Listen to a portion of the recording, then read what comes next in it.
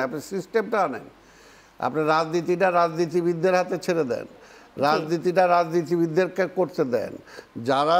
যারা অন্য দায়িত্ব পালন করতেছে ওরা ওই দায়িত্বটাই পালন করুন। এখন এইখানে ঠিক আছে, এখানে তো বললাম যে আপনি গণতন্ত্রটা বিকশিত করেন। তারা যে যৌক্তিক ব্যাখ্যা দিয়েছেন যে স্বৈরাচারী মনোভাব তৈরি হতে পারে, সেটা কেন তৈরি হবে না, কেন মেধাটা আসলে খুব দরকার, সেই ব্যাখ্যাটা শুনতে চাই।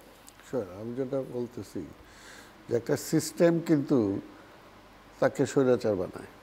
আপনি যদি সিস্টেমে সেটা না থাকে, অ্যালাও না করে, তাহলে আপনি ইচ্ছা করলেও পারবেন না। ওই যেটা বললাম যে আপনার যদি নির্বাচনটা একটা তত্ত্বাবধায়ক সরকারের অধীনে করতে হয়, অর্থাৎ নির্বাচনকালীন সময়ে আপনাকে রিজাইন করতে হবে।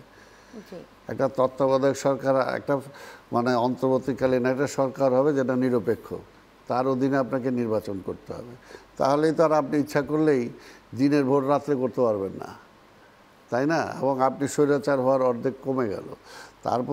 তারপর আমরা যেটা দিয়ে দিলাম যে মিনিমাম যেটা আমরা মেনে নিছি যে অর্থাৎ দুই মেয়াদ যদি একটা ব্যক্তি হয়, কারণ এখানে বাংলাদেশ এমন একটা দেশ না যেখানে সবাই জ্ঞানে গরিমায় সব কিছু এমন উর্বর।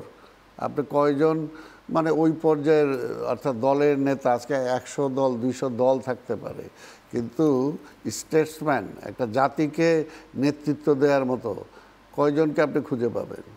বলে তো লাভ নাই, তাই না? তাই এটাও তো বাস্তব। তাই সেই কারণে আপনি একজনের মেধা আছে, তার সেই কর্মক্ষমতা আছে, তার সেই দক্ষতা আছে, কিন্তু আপনার গোঁড়ামির জন্য, একগুঁয়েমি মনোভাবের জন্য তাকে দেওয়া যাবে না। এটা তো কোনো কথা না। আপনি সিস্টেম করেন যে ইচ্ছা করলেও আপনি এখানে বসে ঘুষ খেতে পারবেন না।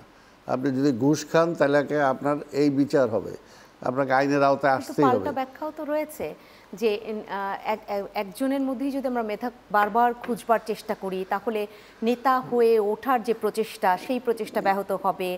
তার যে সেই চর্চা, একজন নেতৃত্ব নেবে ভবিষ্যতে, সেই চর্চা ব্যাহত হবে। এই যুক্তিও তো আসলে রয়েছে। তাহলে যারা আজকে এই চর্চাটা করতে চাচ্ছে ওনারা বিগত 15-20 বছর রাজনীতিতে আসেন নাই কেন? যদি রাজনীতিটাকে উর্বরই করতে হয়, যে রাজনীতির কিছুই নাই, এইখানে সাইফুল বা অমুক সুমুক এদের কোনো জ্ঞান গরিমাই নাই আমাদের সাথে, তাহলে ওনারা আসলেন না কেন? আজকে ছাত্র রাজনীতি নাই কেন দীর্ঘ এতগুলো বছর? আজকে রাজনীতির সাপ্লাই লাইন, যে রাজনীতিবিদ হয়ে আসবে, কয়টা চাকসুর নির্বাচন হচ্ছে, কয়টা এর মধ্যে খালি নুরু ছাড়া কয়জন বের হয়ে আসছে গত 20 বছরে? তো কাজে সাপ্লাই ওইটা আসল জায়গায় দিবেন না, আপনি নকল জায়গায় নিয়ে টানাটানি করবেন। যদি আপনি রাজনীতিটাকে আরও স্বচ্ছ করতে চান, রাজনীতিটাকে আরও যদি সমৃদ্ধ করতে চান, ওকে, আপনি রাজনীতিটাকে ফেয়ার করেন।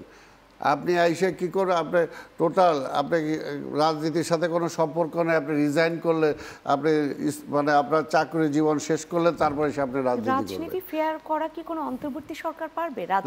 এই জন্যই তো বললাম, এই জন্য ওনার তো এটা করা দরকার নেই। আপনি সিস্টেমটা আনেন, আপনি রাজনীতিটা রাজনীতিবিদদের হাতে ছেড়ে দেন, রাজনীতিটা রাজনীতিবিদদেরকে করতে দেন।